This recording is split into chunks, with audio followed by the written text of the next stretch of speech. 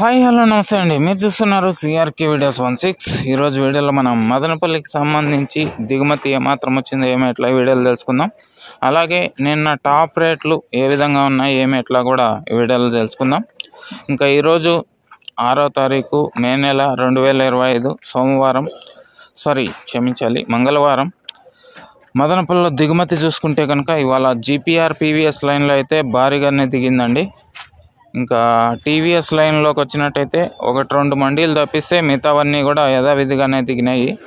ఓవరాల్గా దిగుమతి చూసుకుంటే కనుక ఇవాళ నిన్నటితో పోలిస్తే యథావిధిగానే దిగిందని చెప్పొచ్చండి.